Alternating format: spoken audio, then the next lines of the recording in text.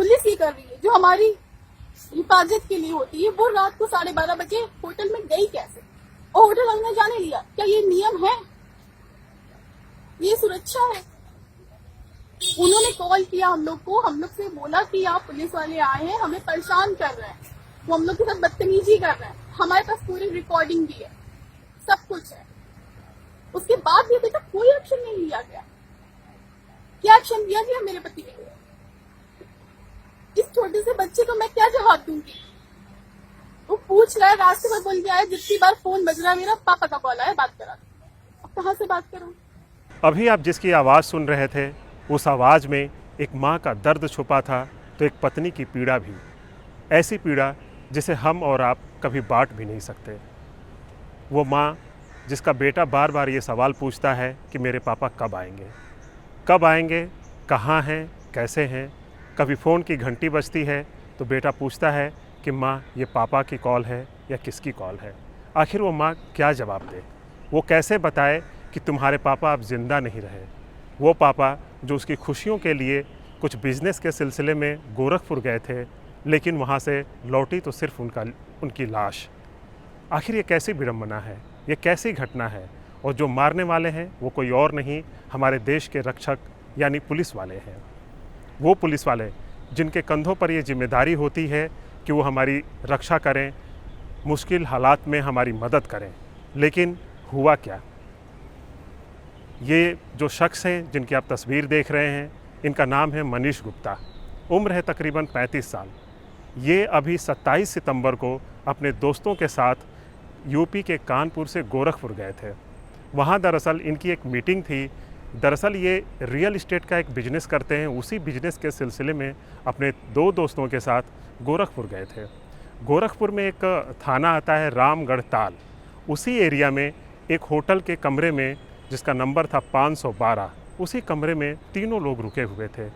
वारदात है 27 सितंबर की रात तकरीबन 12:30 बजे की।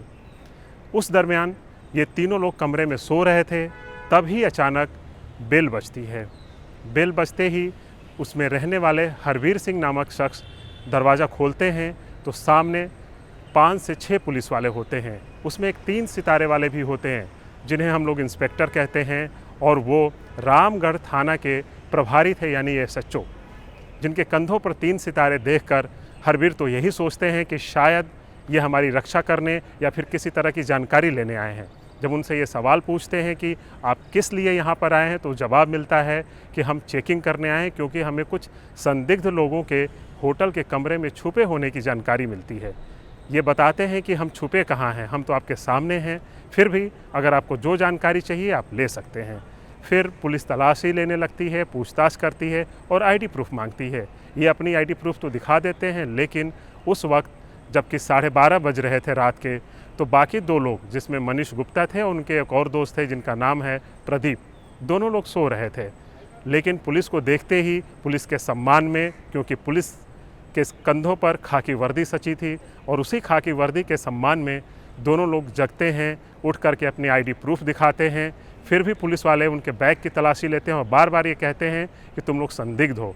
ये लोग जवाब देते हैं कि जब ID प्रूफ में कोई गलती नहीं है, हमने जो रिसेप्शन पे, जो होटल का रिसेप्शन होता है, वहाँ पर भी हमने वही ID प्रूफ दिए हैं, तो आखिर कहाँ गलत है? बार बार पुलिस के सवाल करने पर जो मनीष गुप्ता होते हैं, उन्होंने बस एक सवाल पूछ लिया। वो कहते हैं कि क्या हम आतंकवादी हैं? आप हमारे साथ ऐसा क्यों व्यवहार कर रहे हैं? रात में हम सो रहे हैं, आप ज़बरदस्ती जगा रहे हैं। अगर हम गलत होते तो हम अपनी आइडेंटिटी छुपाते, हम आपको अपनी आइडेंटिटी बता रहे हैं। लेकिन फिर क्या था? एक आतंकवादी शब्द से जोड़ना पुलिस वालों के लिए ही आतंक का पर्याय बन गया। पुलिस वाले जिनके कंधों पर ये जिम्मेदारी थी कि वो रक्षा करेंगे, वो खुद आतंकी बन जाते हैं और उनकी पिटाई करनी शुरू कर देते हैं। जिस तरह से उनके शरीर पर चोट के निशान मिले हैं, उससे ये साफ़ होता है कि कहीं न कहीं वो जो पुलिस वाले थे, उन्होंने अपनी राइफ़ल की बट से या जो भी उनके पास हथियार थे, उससे जमकर पिटाई करते हैं। और जो इस पूरी घटना के जो चश्मदीद हैं, जिनका नाम हरवीर सिंह है, वो गुड़गांव के रहने वाले हैं यानी गुरुग्राम के, वो खुद बताते हैं कि आखिर ये पूरी घटना कैसे हुई है। आप वो वीडियो देखिए और खुद समझिए, फिर आपको बताते हैं। रात को जैसे ही हम सो रहे थे तो हमारे रूम की डोरबेल बजी। कितने बजे? लगभग 12:30 बजे।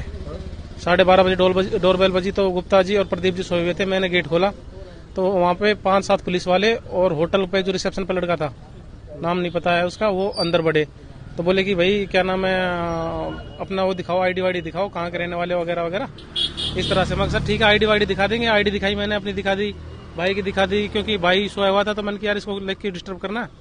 मैंने इसके पर्स से निकाल कर आईडी दिखा दी। मैंने गुप्ता जी को जगाया, मैं गुप्ता जी आईडी मांग रहे हैं पुलिस वाले, तो आप दे अपनी आईडी दे दो। गुप्ता जी बोले कि भाई 12 बजे 12:30 बजे आप ये आईडी वाईडी क्यों मांग रहे हो, हम कोई मतलब हमें क्यों परेशान कर रहे हो, सोने दो ना आप, कोई टाइम थोड़ी है। और उसके बाद ये बोले कि इनका सामान चेक करो, सामान दिखाओ अपना। मैंने सर बैग भी खोला, अपना सामान चेक किया। मैं बोला मगर सर आप ऐसे बोल रहे हो, हम कोई आतंकवादी है क्या? तो मुझे बोल रहा है कि तू फालतू बोल रहा है, ये है वो है, साला जाएगा ना तू जेल में। अंदर उन्होंने ड्रिंक की हुई थी सर, जहां तक मुझे लग रहा है, और तू अंदर जाएगा ना, एक रात रहेगा थाने में, फिर अकल ठिकाने आ जाएगी। मन की आप ऐसे कैसे थाने में लेके जा सकते हो? तो इतना कहने पर उन्होंने मुझे थप्पड़ मारने शुरू कर दिए।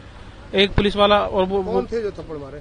थप्पड़ मार रहे थे सर, उनका नाम JN सिंह था और SHO रैंक के थे, और उनके साथ एक मिश्रा जी, उनका अक्षय कुमार मिश्रा, और 2-3 पुलिस वाले और थे जिन्होंने गन भी ली हुई थी। उन्होंने सर एकदम से मतलब कि ताबड़तोड़ थप्पड़ मारने शुरू करे, मुझे कुछ समझ में नहीं आया। उन्होंने 2 पुलिस वाले जैसे ही बाहर से आए लिफ्ट के आसपास से, वो मेरे को पकड़ के बाहर ले गए। मैं नीचे लिफ्ट के पास खड़ा था, तब तक मैंने देखा कि गुप्ता जी को घसीट के लेकर आ रहे हैं, और लिफ्ट के बाहर से गुप्ता जी के यहाँ से सारा ब्लड बह रहा है। उन्होंने अपनी PCR में गुप्ता जी को डाला, पीछे मुझे बैठाया।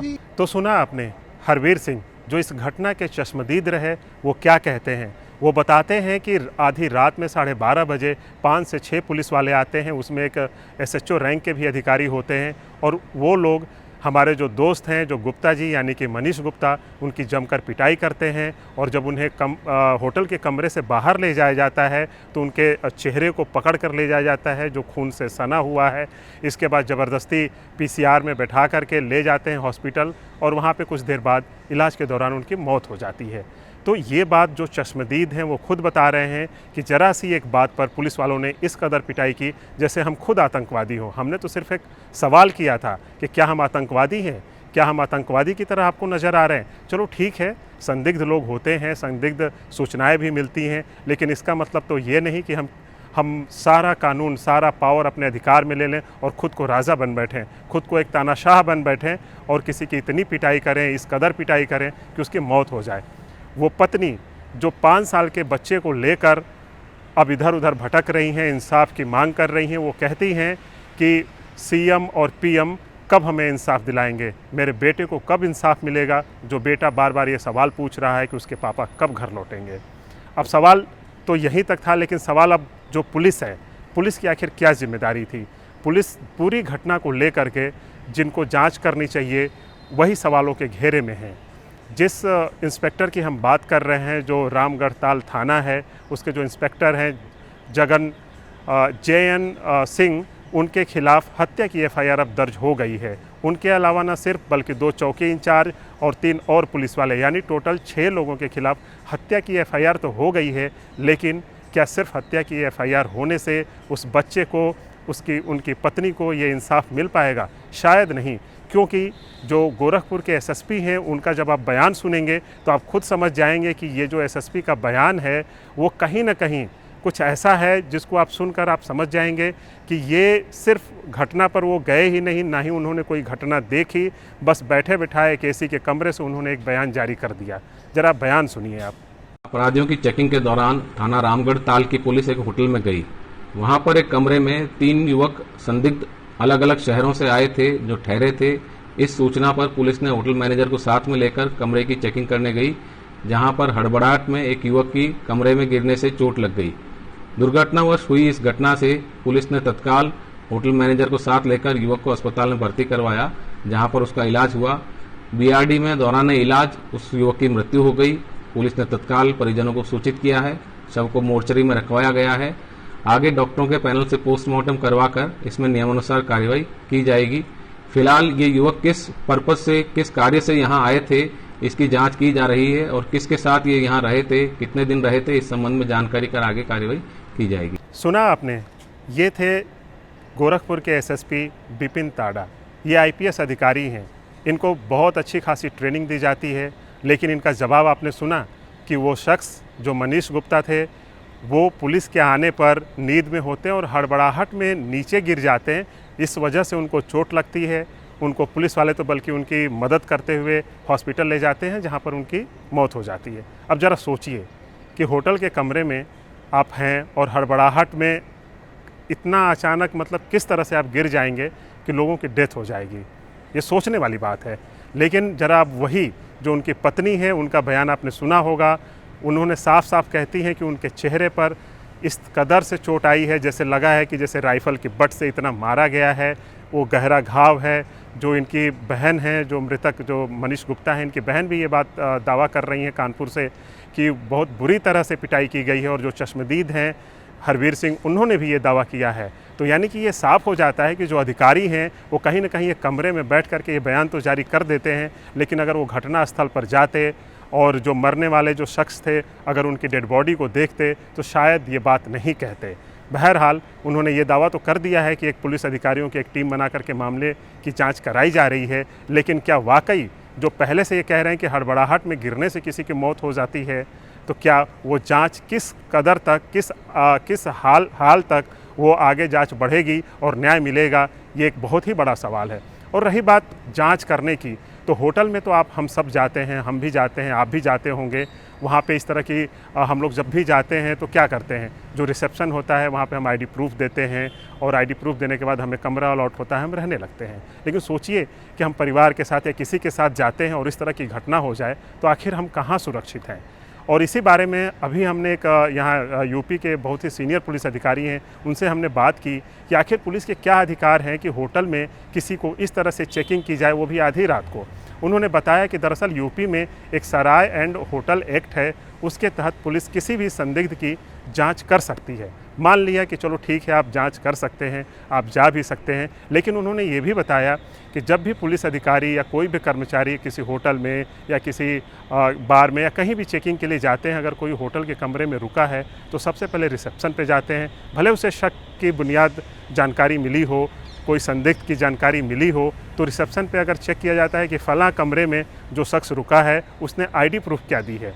अगर वो आईडी प्रूफ उसने सही दी है और फिर उसके कमरे में जाते हैं तलाशी लेने या चेक करने और वही आईडी प्रूफ सेम दिखाता है और आईडी प्रूफ अगर वो सही है तो फिर उसके बाद ही मतलब बात ख़त्म हो जाती है, क्योंकि उसके बाद कोई सवाल ही नहीं बचता है कि वो संदिग्ध है। और बाकी अगर संदिग्ध है तो इस तरह की उसके पास जानकारी होनी चाहिए, वो पुख्ता सबूत होने चाहिए, तो उसी लिहाज से उसे पूछताछ की जानी चाहिए। उसे हिरासत में भी लेकर पूछताछ कर सकते हैं। लेकिन अगर कोई इस पर सवाल उठाता है तो ये किसी को ये अधिकार नहीं है कि वो उसकी पिटाई कर दें और इस कदर पिटाई कर दें कि उसकी जान चली जाए। अब इस घटना में जिस तरह से कानपुर के कारोबारी जो रियल एस्टेट कारोबारी हैं उनकी जान चली गई है, उनका 5 साल का एक बेटा है, उनकी पत्नी है, आखिर उनको क्या मिलेगा, आप कैसे उनको इंसाफ मिलेगा। वो पत्नी जो अभी भी घर पे अपने पति का इंतज़ार कर रही है, वो बेटा जो बार बार एक फ़ोन कॉल आने पर कहता है कि मेरे पापा की कॉल आई है, मेरे पापा कब आएंगे, उनको कौन जवाब देगा। अब ये देखते हैं कि ये आखिर यूपी सरकार इसमें किस तरह का इंसाफ दिलाती है। जो पुलिस वाले हैं, जिन 6 आरोपी पुलिस वालों पे जिन पे FIR हुई है, उनको क्या सज़ा मिलती है। अगर ये आम पब्लिक अगर इस तरह की कोई घटना कर दे तो उसके खिलाफ़ तुरंत कार्रवाई होती है। इनको सस्पेंड तो कर दिया गया है, लेकिन क्या सिर्फ सस्पेंड करने भर से उनको जो परिवार है, जो पीड़ित परिवार है, उसको इंसाफ मिल पाएगा। अब आप खुद सोचिए, खुद बताइए और ज़रूर हमें कमेंट करिए और ये बताइए कि इस पे किस तरह का न्याय मिलना चाहिए। धन्यवाद।